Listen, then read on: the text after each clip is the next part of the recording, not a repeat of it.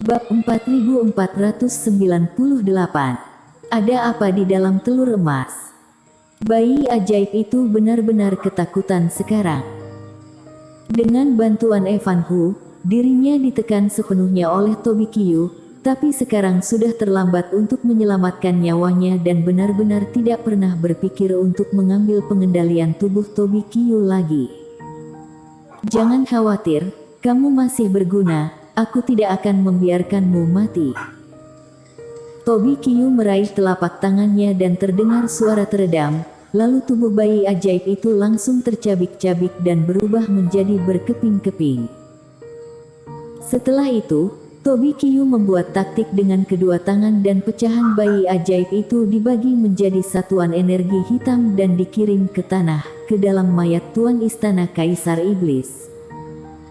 Segera setelah itu, ke-11 mayat itu bergetar hebat, berdiri satu demi satu dan tubuh mereka secara bertahap diselimuti oleh energi hitam.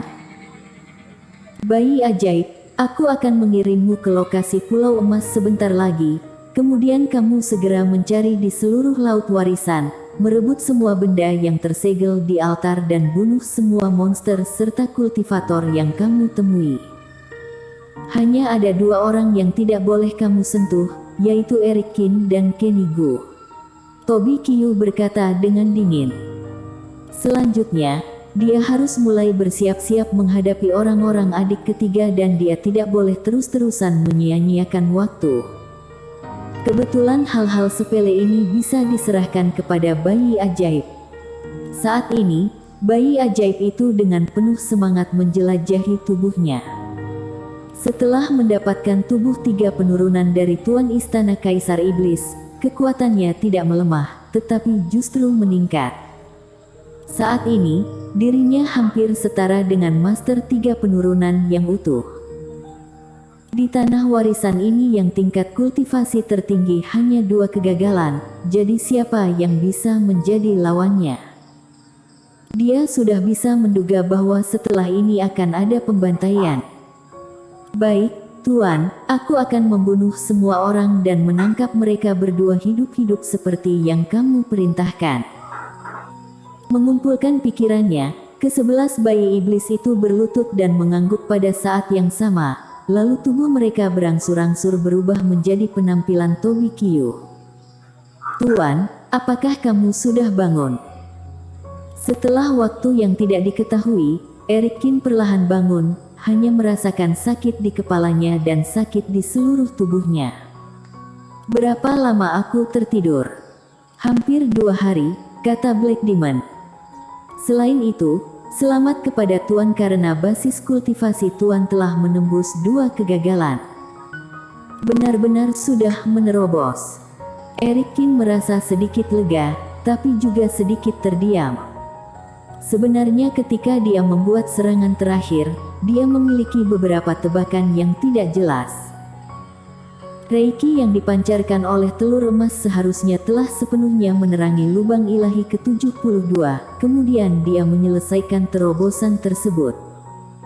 Kalau tidak mungkin Raja Abadi menerapkan lebih banyak cahaya pisau daripada ilmu tiada dua. Dengan cara ini, kendala yang telah lama mengganggu dirinya dapat ditembus dan dirinya akhirnya berhasil menerobos. Reiki, kerohanian dan kekuatan tentu saja pasti sudah mengalami peningkatan. Inilah yang sangat dibutuhkan Eric Qin. Hanya saja, setelah begitu banyak terobosan, dirinya tidak menyangka terobosan penting seperti itu akan dihabiskan dalam keadaan koma. Ini benar-benar agak canggung. Mengambil napas dalam-dalam, merasa bahwa kerohanian telah pulih sedikit, Eric Qin memancarkan pikiran ilahi dan memeriksa tubuhnya. Cederanya baik-baik saja. Kerohanian lemah dan meridian rusak, tetapi tidak ada yang luka parah. Mungkin karena setelah membunuh monster terakhir, dia menerima pemberdayaan Reiki yang membuat keadaannya menjadi lebih baik. Kenapa aku bisa berada di ruang memurnikan obat? Ketika dia membuka matanya dan melihat kabut putih yang familiar melayang di langit, Eric Qin sedikit terkejut. Gadis suci yang memeriksa bahwa kondisi Tuan baik-baik saja, lalu aku mengeluarkan teknik giok memurnikan obat, lalu mengirim Tuan ke ruang ini. Jadi meskipun dunia luar 2 hari, sebenarnya Tuan sudah koma selama 20 hari. 20 hari, sial. Sudut bibir Eric Kin berkedut. Dirinya masih mengira dirinya cukup beruntung karena sedar setelah 2 hari koma, tapi ternyata dia sudah koma selama 20 hari penuh. Sedangkan Vinola Su yang mengetahui bahwa dia memiliki teknik giok memurnikan obat dan juga mengetahui bahwa masalah ini mendesak, jadi mengirimkan dirinya ke sini yang memang berhasil menghemat waktu yang berharga. Omong-omong, ini segel Raja Dewa Bintang. Meski sudah bangun sekarang, Eric Kin tidak berniat meninggalkan tempat ini segera. Sebaliknya, dia memikirkan sesuatu dan mengeluarkan segel Raja Dewa Bintang dari Laut Kesadaran. Hal ini adalah pencapaian terbesar dari sepanjang perjalanannya, tapi Eric Kin masih belum tahu apa-apa tentang hal ini. Segel Raja Dewa Bintang memancarkan cahaya bintang yang lembut seperti biasa. Seluruh bodinya terbuat dari emas merah dan terasa berat di tangan, memberikan kesan kokoh. Meski sempat diselimut reiki di dalam cangkang telur sebelumnya, saat ini segel Raja Dewa Bintang tergeletak diam di tangan Eric Kin tanpa ada tanda-tanda apapun. Saat dia hendak melakukan penelitian, Eric Kin tiba-tiba mendengar tangisan aneh.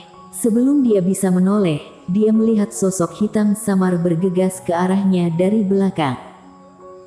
Kemudian bayangan hitam itu menempel erat di leher Eric Kin dan terus menggosoknya.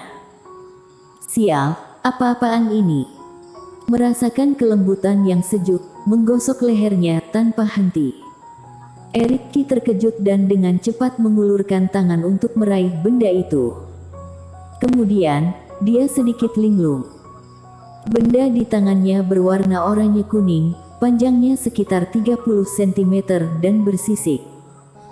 Kelihatannya seperti ular kecil yang aneh, tetapi setelah diamati lebih dekat, rupanya ada kaki di bawahnya. Dilihat dari atas kepala, sebenarnya ada 2 tonjolan seukuran biji kedelai. Sialan, ini. Mungkinkah ini seekor naga muda? Namun dari mana naga muda itu berasal? Dipegang erat oleh Eric Kin, benda kecil itu tampak sedikit tidak nyaman. Dia terus menggeliat di tangan Eric Kin, berteriak tidak puas, mencoba membebaskan diri. Black Demon, dari mana benda ini berasal? Eric Kin bertanya dengan mengerutkan kening.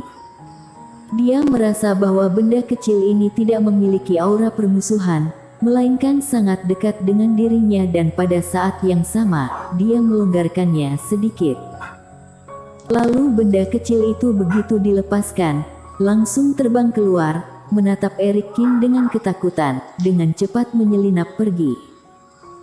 Benda ini ditetaskan dari telur tuan, bukan, dari telur emas di Laut Kesadaran. Black Demon terbatuk pelan. Maksudmu, seekor naga menetas dari telur emas itu? Apakah kamu sedang bercanda? Eric Kin menatap Black Demon dengan tak percaya, merasakan kulit kepalanya mati rasa. Sudah berapa lama sejak naga punah? Berapa banyak master daratan dunia dewa yang jauh lebih kuat dari Eric Kin dan orang-orang itu telah mencoba berkali-kali untuk menemukan telur naga atau darah naga, berencana untuk membentuk kembali klan naga. Tapi pada akhirnya, tidak ada yang berhasil. Misalnya, jiwa naga hijau yang dia dapatkan sebelumnya juga tersegel selama beberapa tahun dan bertahan hadiut di bintang biru secara tidak sengaja. Lalu sekarang kamu memberitahu aku bahwa dengan mempraktikkan ilmu sihir pemurnian roh, aku bisa membuat telur naga dan menetaskan naga. Tuan, ini tentu saja benar. Dalam 2 hari terakhir, aku juga menemukan beberapa alasan. Alasan mengapa telur emas bisa menetaskan naga mungkin ada hubungannya dengan Tuan. Black Demon berkata dengan serius. Hah, coba jelaskan.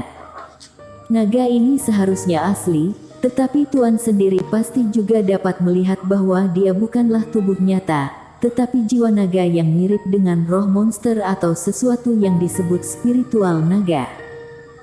Erikin sedikit menyipitkan matanya. Poin ini, dirinya memang mengetahuinya.